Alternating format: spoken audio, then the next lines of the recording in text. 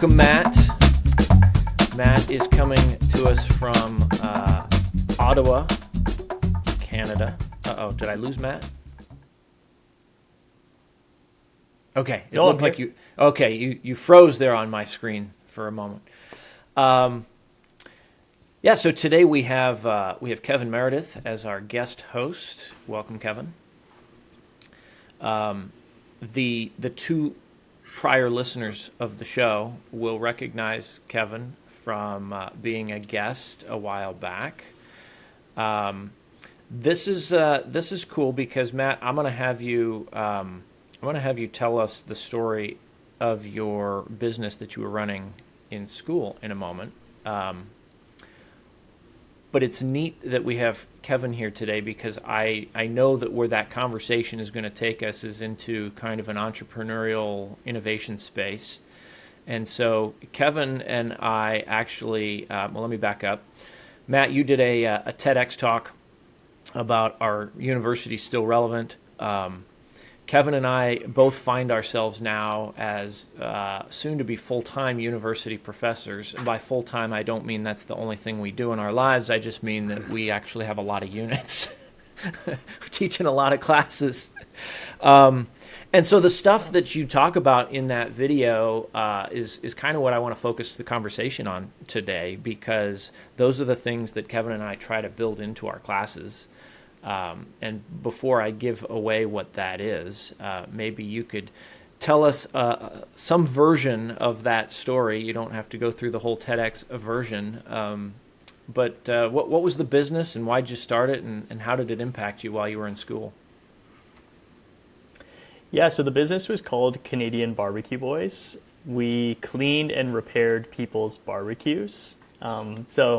Yeah, it was not a super glamorous job. Basically, sounds exactly like what it is. We'd go to people's houses, take their barbecues apart, kind of get out those like rodent nests, rodent droppings, grease, grime, dirt, buildup, like pretty much everything out of there, make it, look and perform like new.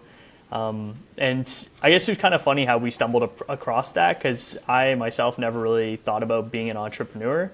I was actually in the co-op program at my university, and the first summer was the only term we didn't have a co-op, so the co-op started in second year.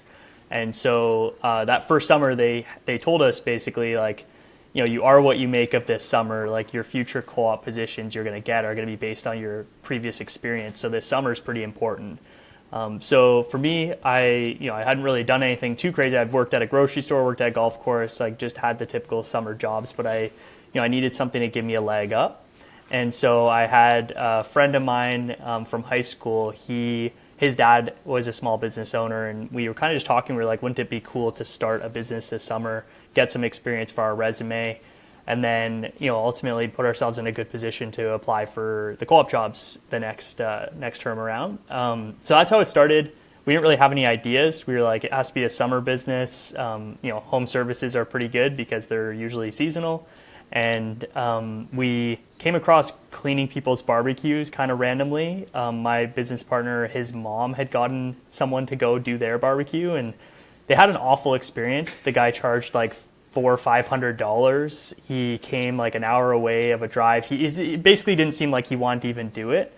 And we were just like, for that kind of money, like, I'm sure we can figure it out. I'd never used a barbecue, had no experience with it. Like, literally had, like, people always thought I was passionate about barbecues. I'd never even used one before, but I was like, hey, it's a business opportunity. So yeah, we started knocking on doors in my neighborhood and figured it out on the first barbecue. We didn't really have a process or anything. It took us like 5 hours, charged the guy like $40. So it was a terrible experience, but we just, we kind of just iterated and learned from there. And yeah, I guess that was my experience starting Canadian Barbecue Boys. And then it ended up we just fell in love with it. We loved growing the business. We hired all of our friends, and then we just grew so much that I ended up being able to sell my portion of the business when graduating. So it was a cool experience all around. I love that you'd never even used a barbecue.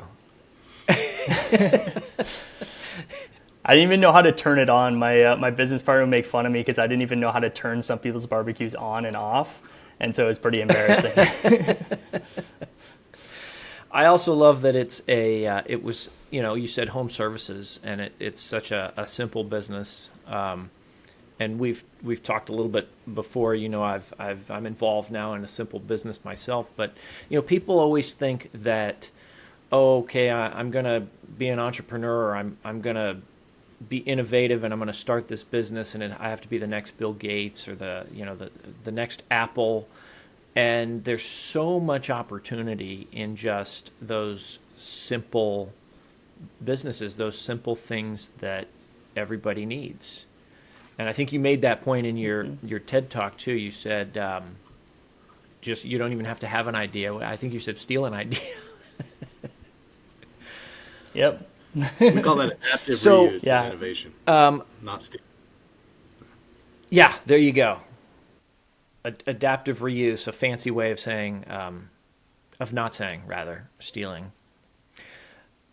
So, what was the impact? Tell us a little bit about the impact of that experience on your education. What were you studying, actually? I don't remember that. I was studying business. Okay, well, it's a good connection then. So, what was the impact of running a business while studying business? Honestly, it was pretty crazy to me. So I feel like a lot of times when I was in my first year of university, you're kind of just, you're absorbing concepts to like memorize and like try to, I guess just get yourself to the exam or get yourself through the assignment to kind of just, get a good mark. And I found like, I guess I never really retained too much of the information and never really like, it never really stuck with me. It was kind of just a means to an end. And I always used to say, like, I like learning too much to be in school right now, because I just found like I would never learn anything when the whole goal was just to do a test or do an assignment. So after I started the business, it became like all we'd ever talk about. I was lucky enough to live with my business partner. Well, lucky and unlucky, I guess, because you kind of have your bickers and your fights a lot, but it was good because we could constantly talk and just be brainstorming with each other.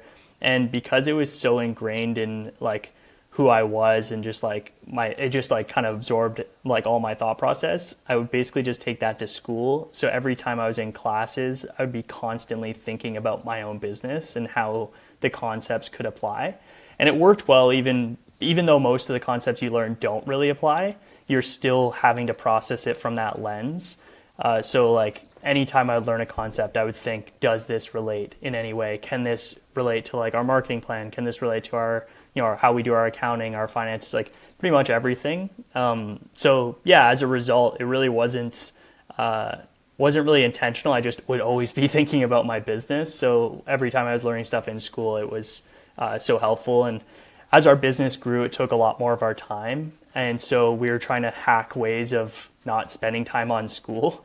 So we eventually approached the university and we said, hey, like we do this business. We're wondering if we can get any like school credit or something like that. And they ended up actually we were able to design a few of our own credits as like independent studies and just work on our business and write about it, which ended up being pretty cool. So yeah, and then for school projects, I'd always convince my group partners to just choose my business as the case study. And I'd be like, well, we'll definitely get a good mark. And it'd be really easy. So we just began like hacking ways to like find that synergy between our business and our education. I love that you used the phrase, I'm paraphrasing actually, but you talked about the lens. You were looking at everything through the lens of your business.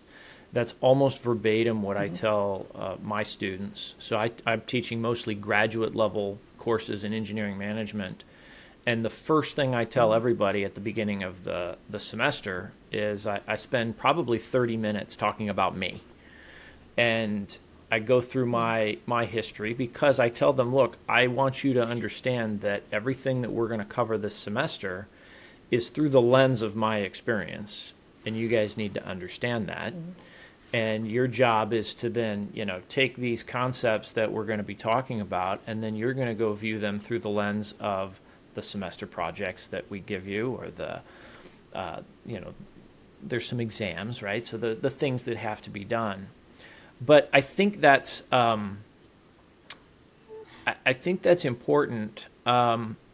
you said in your talk, and this was through the lens of what your experience, of course. But you said school doesn't teach you how to be resilient. It doesn't teach you how to get out of your comfort zone. Doesn't teach you how to overcome obstacles. Um, I I'm not going to say I disagree because I agree, but kind of. And I think I'd like to get Kevin's input on this too. But I went to a university where the motto was learn by doing. And so the curriculum was built to very much try to do those things to get people out of their comfort zone and to help them be resilient. I try to do that with my own curriculum.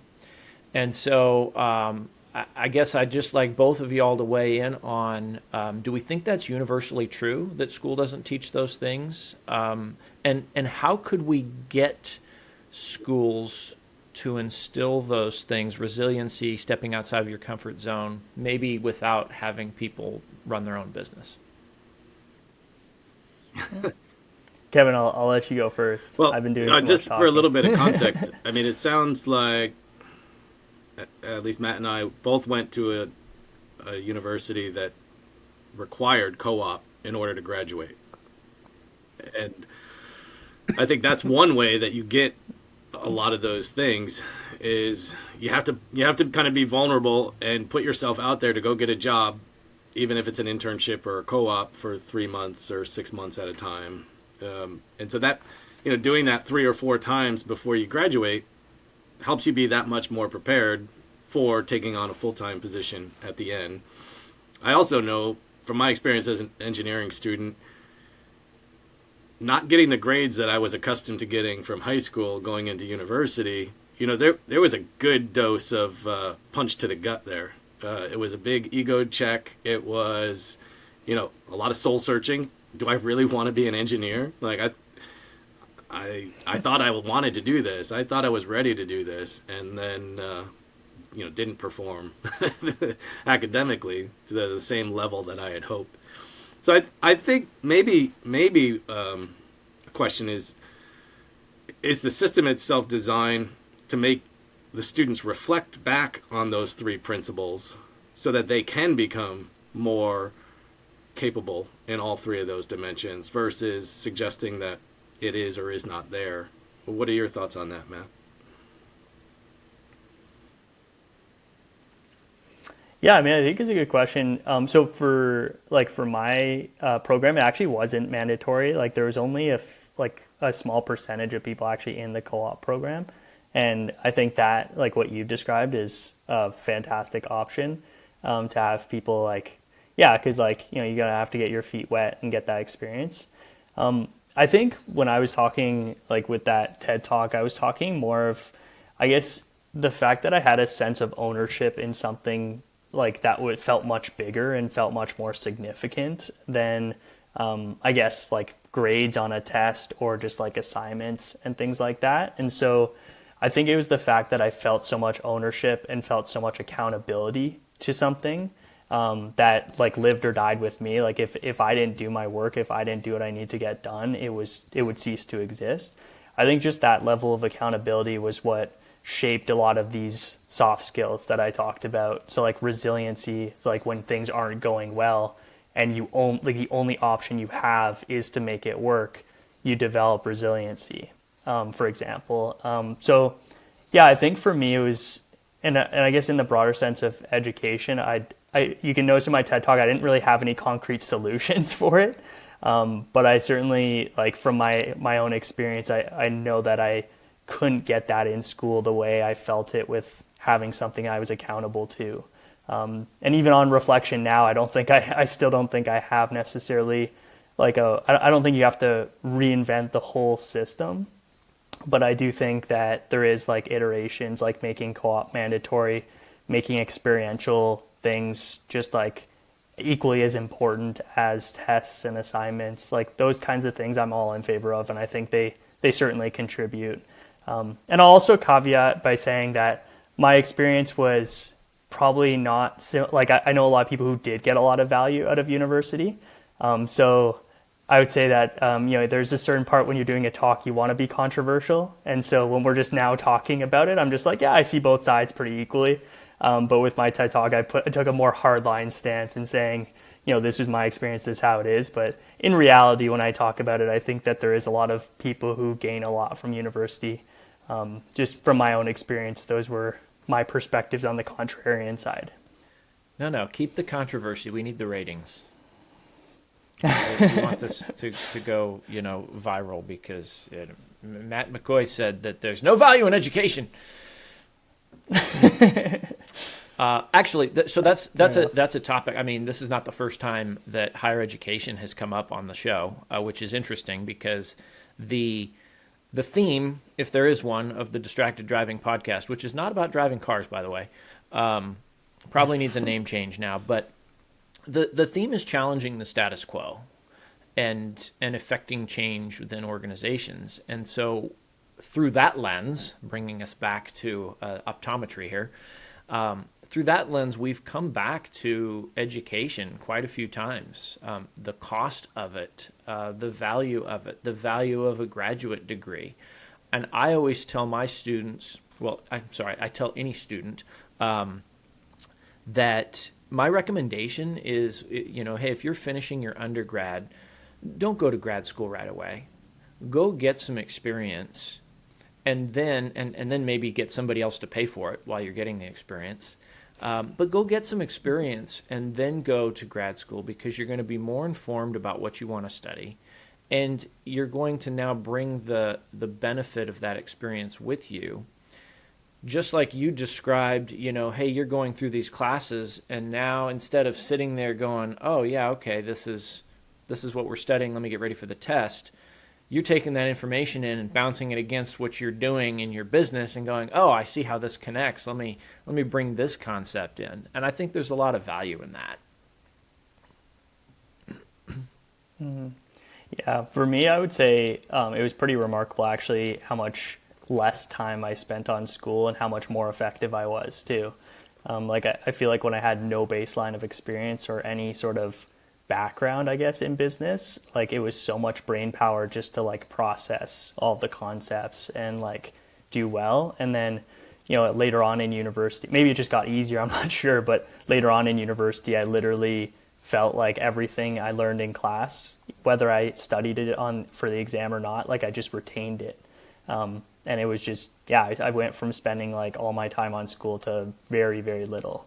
And I feel like, for me, having something tangible and practical to go with education, which is often not necessarily tangible, but more higher level principles and theories and things like that. It's just a good mix of stimulation for your mind and allows you to think in different ways that you might not otherwise think. One question I have, I try to encourage, kind of like what Sean said about how he kind of wants everybody to question whether they should go directly into a master's. One of the things that I try to encourage students to think about is to recognize, to get out of their comfort zone, like you were saying, to be comfortable being uncomfortable in a positive way. Because the calling card that every university student has is incredibly powerful. I've never met anybody with any company that I've ever worked with or for that didn't want to help a student explore something, right? Whether it's a project or an emerging business, people want to be part of that story. And when the students allow themselves to kind of hide behind the university versus use it as leverage to get out in front, there's a huge opportunity cost to that. And it's relatively free. You just got to get out of the mindset that a student is supposed to do X, Y, and Z versus take advantage of all the resources that are available. Yeah, I kind of call it the excuse to do dumb things card. So for us, it was the best excuse. I pretty much developed this skill of not having shame around trying things and testing things out because I knew at the end of the day I was a student. I'm expected to be learning and not totally know. I think that's probably my number one advice I actually give to students always is leverage the student card because you're able to try and like do anything and fail at it like hugely. And then just as a counterpoint, Sorry guys, the Siri just picked up on me right there. So I was trying to exit Siri off, so it like jumped up on my screen. fun. But yeah, that biggest thing I was saying is with with being a student, I feel like the student card is probably more valuable than the education that you can get. So yeah, definitely, it's a great opportunity to try anything essentially. Well, let's talk through that a little bit. I mean, with the price of education skyrocketing to the levels that it is, the value proposition of having an education is significantly different than it was 20 years ago, 30 years ago. And, what do you think are those?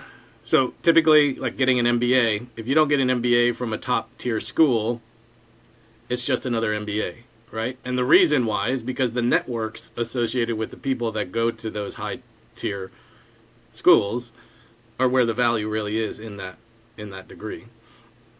Whether that's the professors and or the people that you're in a cohort or classes with. And the unique resources that are available at an institution, whether it's a lab or some facility, those things are hard to replicate. But there's a lot of challenges that can be overcome outside of those two things that could just undercut this entire system of formal education. What are your thoughts on like where the real value of these institutions lies? Well, I think the biggest value is they get you in the door, right? But I guess my counter to that is if you can get creative and get yourself in the door in different ways, then you pretty much have bypassed what the most expensive value prop they have is. So yeah, like for example, one of the entrepreneurs I really looked up to, like back in the day, his name's Brian Scudamore. If you guys have ever heard of 1-800-GOT-JUNK, he's the founder of that, and he had a similar story. Like I remember just like reading something where he'd take customer calls for his junk removal business while he was in a lecture hall, and I just found it so relatable because that would be me. I'd be like running outside of my lecture hall because I got a customer call on the line, and he eventually everything about his story just resonated with me. He was a big influence, and so I was like, how can I get in the door with Brian Scudamore? And so I tried a couple of different ways, tried to email, and then eventually, like I was hosting this event and I wanted to interview him, and he agreed to give me like 15 minutes of his time for an interview. So I was able to meet him, and then after that, he's in my network. I can reach out to him for other things. So I think if you can get creative with ways you get in the door with people, then you've essentially bypassed what people pay to go to these really expensive institutions. And then once you're in the door, it's what you like. It's how you demonstrate yourself. It's what you bring to the table. And so, once you're in the door, you have a chance. And then if you use that chance wisely and you say, hey, I have these ideas or I have these perspectives, or you can contribute in these people's lives in some way that's valuable to them, then all of a sudden it doesn't matter what school you went to or what you did previously. It's like you have these ideas that directly solve a person's problem. And so they're going to turn to you for it. So that would be my hacky way of saying that you can, like, I didn't go to a tier 1 school, and I've met, lots of CEOs of huge companies. Most of the clients I work with are executives of these Fortune 500 or Fortune 1000 companies. And nothing to do with that was who I got introduced to. Pretty much everyone I've ever met was someone I reached out to in some way, shape, or form, or got referred to by someone else I reached out to. I want to come back to that in just a moment, what you do now and how that came about. But first, I want to dig in, if you could, just briefly. You talked about it in your talk, and you just kind of mentioned it right now. Entrepreneurship is a mindset. That's what you said. And so can you describe the process of how you figure out how to, what product is going to resonate or what service is going to resonate? Well, the beauty of like of entrepreneurship in today's, you don't even have to know. I feel like it's very easy to have conversations with people and to find out if you actually solve a problem for them. So there's pretty much anything you can go knocking on doors in your neighborhood for. Like I even, when I was starting, I wanted to, when like ChatGPT first came out, I wanted to help businesses start to use ChatGPT. So I literally went and knocked on doors in my neighborhood just to see what people's response was and just to kind of get a pitch going. Like talking to people, you figure out how they're responding to it, what they're responding to, what their sentiment is. And you can figure out pretty quickly if no one has any interest, if it's a bad idea. So you don't actually have to have a lot of intuition on whether an idea is good or not. It helps to have that, but you can make up for that by just being willing to go reach out and talk to people. If you don't want to do it in person, you can pick up the phone. If you don't want to pick up the phone, you can use LinkedIn. There's pretty much endless ways to reach at least like a segment of people that will talk to you about your idea. And hey, if you don't have that, for me, before I had anything, I just talked to my parents, my friends, my family, everyone. I would just say, roast me, like roast my idea, tell me all the things that are wrong with it. And it worked pretty well.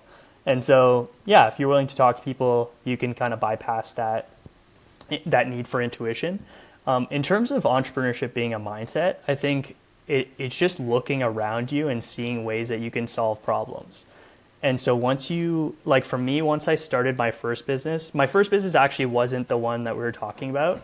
The first one was actually selling mini fridge graphics on like that people would wrap around their mini fridge in their college dorm room. So a lot of people had mini fridges. We designed these graphics with our university logo on it, and we sold them, and then we'd install them for people who wrap around their fridge. So it'd be like a custom fridge. And that was the first thing. And, my first intuition was, hey, we should just, do some marketing, put up some flyers, have a booth, and expect people to come. And I learned pretty quickly no one really pays attention that way.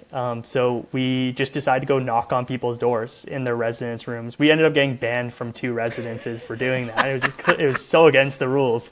But we did it anyways. We did it for, a couple of times. All the money we raised went to charity, so it worked out pretty good. And it was kind of our first experience. So it's just kind of like looking out for opportunities, and then once you see one, not overthinking it, just going and doing it. And I've been doing that since I was really young. Getting golf balls at the local golf course. I pay for 9 holes, but I walk around the forest the whole time just picking up golf balls to sell. Like my hockey trading cards, same thing. Fridge graphics, cleaning barbecues. Like pretty much anything, I'll just look for opportunities and then I just go for it. And a lot of them don't work out, by the way. So there's, for every success, there's a lot of ones that didn't work. That's key as well. Okay. Tell us about the 60-second podcast. Why'd you start doing that? And where'd you get the inspiration, and where'd that come from? Yeah, so initially my company now, which is called Jobby, we were trying to solve a problem, which was that job seekers, particularly young job seekers, really value the culture and like the vibe of a company, but it's really tough to see that when you're currently looking for jobs. So if you're looking through LinkedIn, you see job descriptions that are, quite frankly, probably mostly written by ChatGPT or, some fancy HR department. They don't really show what it's really like.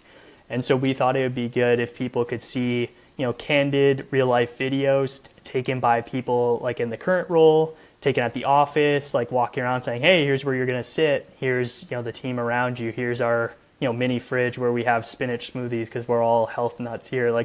Just random stuff that show off what it's really like to work there. And then you'd use that intel to decide where you want to apply. So that was our initial concept that we wanted to build out. And so what we initially started doing, instead of spending all this money building an app, we just went to the biggest employers and we said, hey, can we come to your office? We'll film free videos for you and we'll promote them to help you hopefully attract candidates. And so we ended up getting an invite to KPMG, their head office in Toronto, and we were walking around, I was walking around, and I saw their CEO, and he was there for an event. He was just walking through the hallway, and of course, he saw my ass, who's always gonna take an opportunity when I have one. So he's walking down the hallway. I chase him down the hallway, and I say, "Hey, can I get a quick interview with you? We're making some videos to show off KPMG." And then he says no. He's got to go.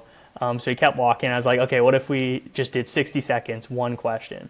So then he's like, "All right, fine." And so we did a 60-second video, one take, and then we produced video from that. And so that I kind of learned two things from that. Like the first is that like when we had this video and we showed people, like a lot of people loved to see the CEO, and a lot of people like love to, whether you work there or not, like seeing executives and seeing leaders of the company means a lot. So I saw kind of like an emerging trend there where companies would start to market their leaders. And then the second thing was people don't have time, but they'll probably agree to 60 seconds. So I was like, what if I just do a 60-second podcast, and that'll be my way to just meet people. So yeah, that's kind of how I merged to what I do now, which I do the 60-second podcast as an excuse to meet people and network, and we create cool videos as a result. And then the second thing I do is I work with executives to help them build their brand as a thought leader and put themselves out there. And we do a lot of work with them to really showcase who they are and what they believe, and cultivate their own following to help their company. That's great. Kevin, you look. Yeah, I was going to say you look like you're on the precipice of a question or a comment there. No, I love it. I love the tenacity. I love the ability to read behind the obvious reason. I think that's amazing. I love it. And how many interviews have you done now on your podcast? So we do it in person, and we also do it remotely. So remotely, I think we've done like 500 or so. In person, probably another few hundred. So yeah, maybe like probably around 700 to 800 at this point. Yeah, that's awesome. And do you? Sorry, we're getting into the sausage here, but do you go to conferences and just knock out a bunch all at once? Like I go to CES every January, and I get to talk with people that I normally wouldn't talk to, and then I develop relationships, and now I have people that I see every year after year.